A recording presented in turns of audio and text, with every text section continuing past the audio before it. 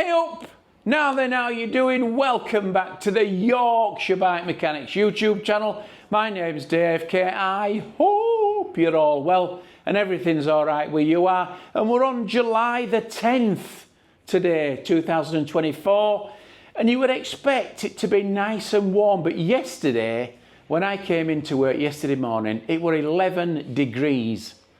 And when I went home last night, it were 19 degrees. What the hell's going on? It's mental. Anyway, onwards and upwards. Today we've got a brilliant video, and I'll tell you for why. Because in the workshop we have a Santa Cruz heckler, or I call them Santa Claus hecklers.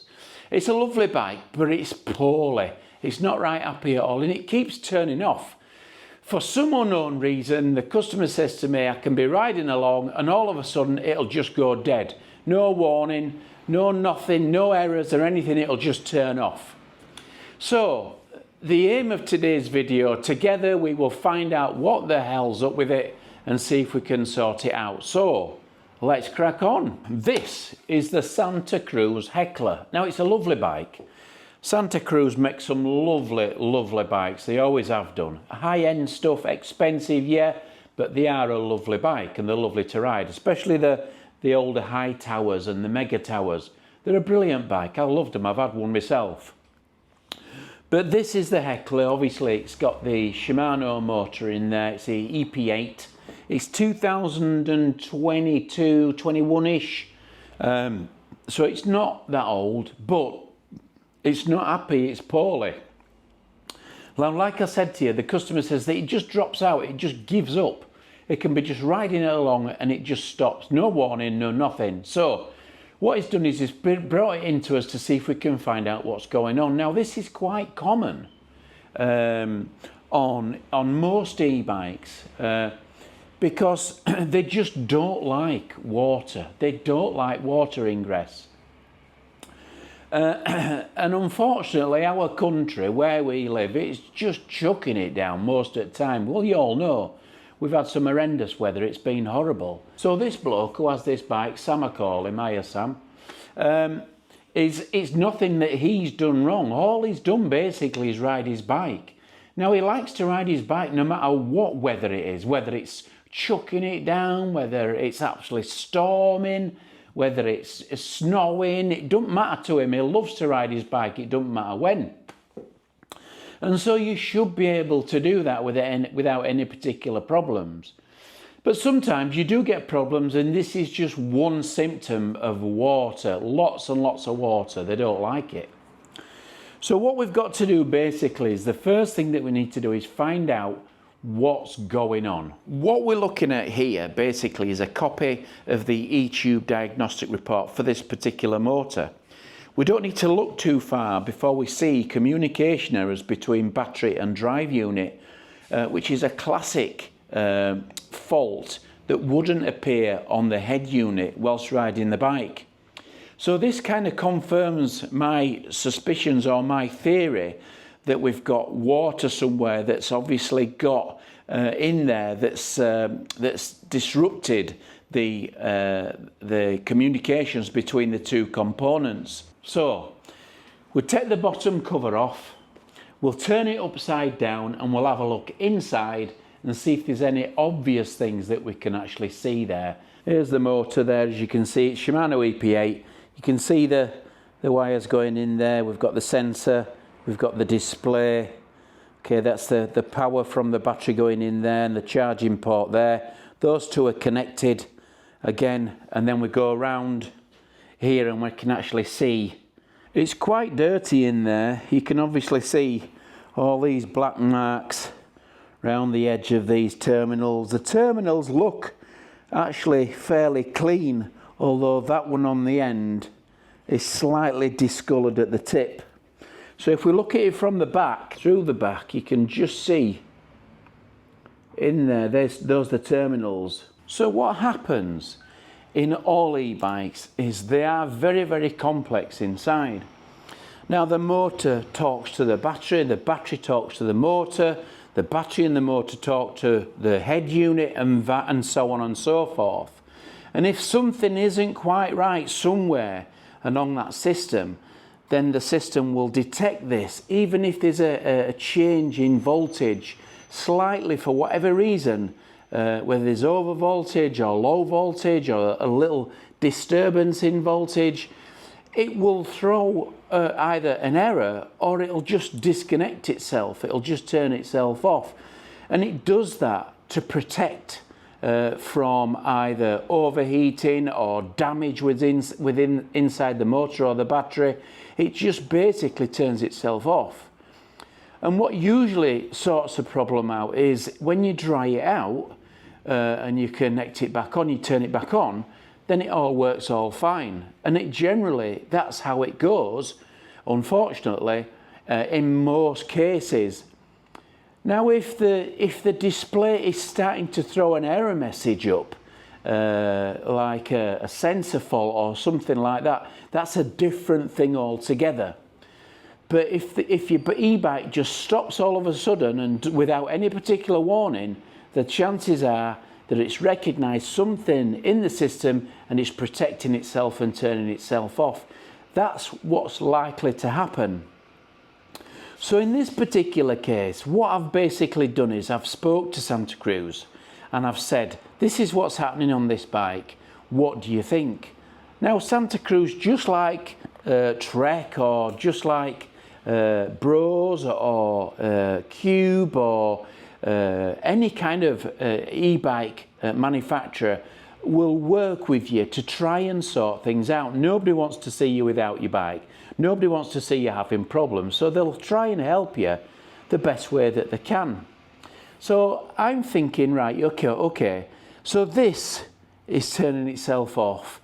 What can we do? What can we change to rule problems out? So one of the main things that could cause this problem would be a faulty harness.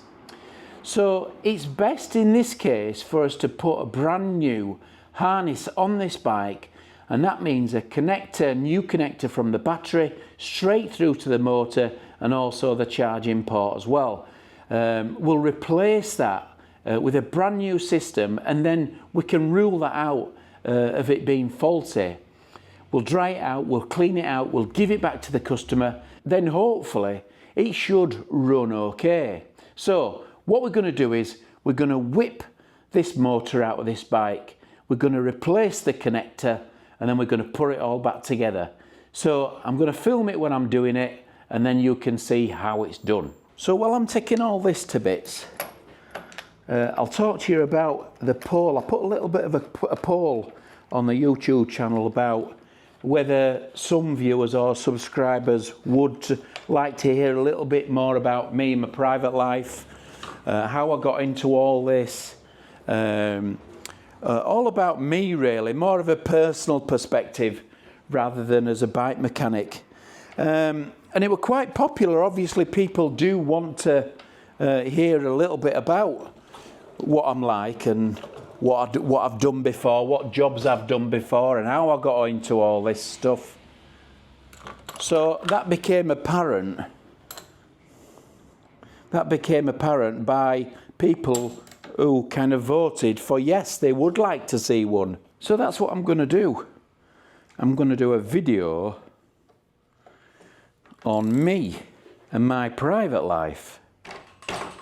And so that's what I'm going to do. I'm going to make a video.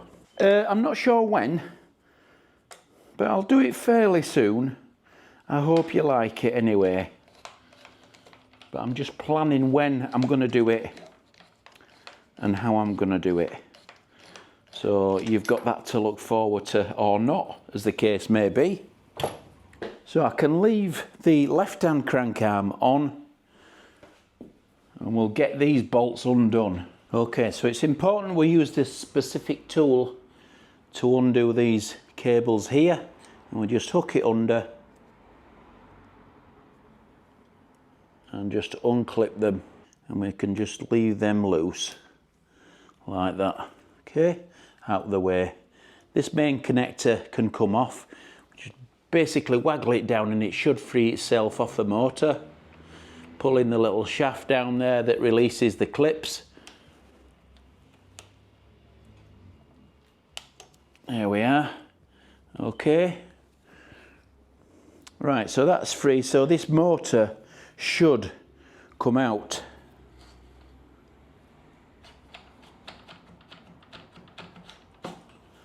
There we are. And we'll just put that to one side. Now if you look on top of the motor, I hope you can see that. Can you see all the muck and crud in the top? Okay, so you can see those loose cables in there, all connected to the wiring harness. We've got the charging port, we've got a spare wire there that we don't need. It's got some tape on it for some reason. So what we need to do is we need to disconnect these clips, and there's a little button on the back, and you can see inside there. So now we can go and undo the connector. There's two little 4mm Allen keys at the bottom, so we'll go ahead and undo those. So here we are, we've got the new one in the box, kindly sent to us by Santa Cruz, and there's the brand new wiring harness. Exactly the same as the old one, like for like, but obviously you can see that one's filthy black and this one's brand new. So, like I said before, I'm not sure whether I'm suspecting this, but let's get it changed anyway, because then we can kind of take that out of the equation. It comes with a top mount as well, so we can replace that at the same time, make it a little bit easier. Let's get this new one in the battery compartment. So what I'm going to do is, before I go and put that new one in, I'm going to just blow that out.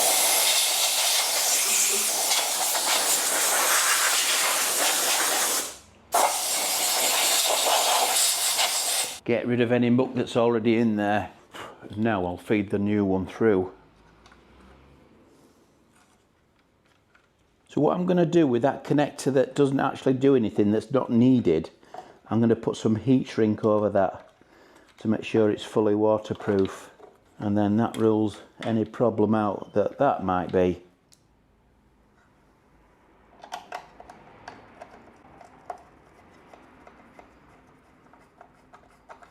Make sure it's super tight. Don't want that rattling around. There we are. And then we'll connect them up at the back to the ones that needs to be connected up to. Nice and tight. You can tell when they're going nice because they get a really nice click. And next the charging port one. Okay, that's nice and clicked in, which leaves us with this spare one that doesn't actually do anything, which is that one. Let's get some heat shrink on that. So we've got the new harness in there. It's in nice and tight. I've given it all a good clean. I've put some heat shrink over that spare connector that's not used anymore. So yeah, that's 100% waterproof. And what we need to do now is we'll pop the motor back in the frame. Now I've given this a little bit of a clean, so it's going in there a little bit cleaner than it came out. We just need to make sure that those connector cables are in the right place. And just slide it in exactly the way that it came out, and it should go in there nice and easily. If you can feel any resistance, then it's in the wrong place, or you're trapping some wires or something. So just take it out and reposition it. There's his 3 sensor cables, and there's his power cable, as you can see there. So now what we need to do is put the bolts back in, loosely tighten them up, not hand tight, and then we'll make some connections. But first of all, what I'll do is before I go ahead and do that, after I've done the bolts, I'll give it a good blow through, just to make sure to get any crap out of there. So I'll come back in a second. Now I like to tighten these up in a specific sequence. So I'll start with the front left bolt, and I'll tighten that up till we get the right torque setting. You can hear it when it clicks, and then what I'll do is I'll go around the back and I'll do the bottom opposite side bolt to the same setting till it clicks. Okay, then I'll come back and I'll do the middle again till it clicks. Then go around the other side and do the opposite one.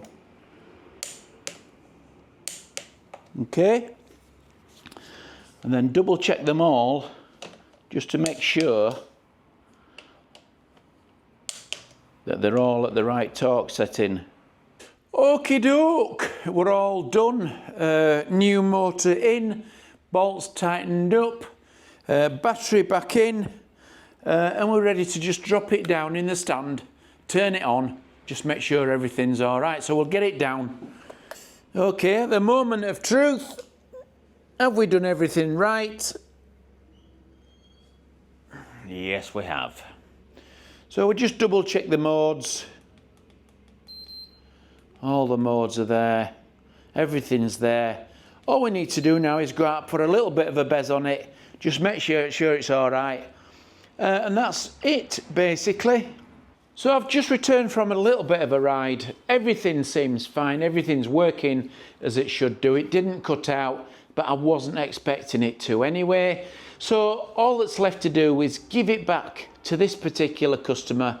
Let's just see how it goes and we'll go from there. If your bike is suddenly dropping out, if it's suddenly turning off, the chances are that it's likely to be a communication error between the battery and the motor.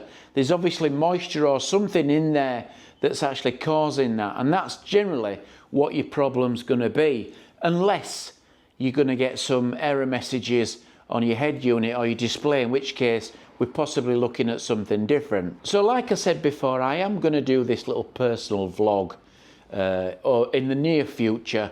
I'll let you know obviously when it's about to come out. I'll put a post on there so you know when it's coming. But on the whole, thank you so much for watching. Please subscribe if you've not done already. Please click like and share and share and share. Toodle pip.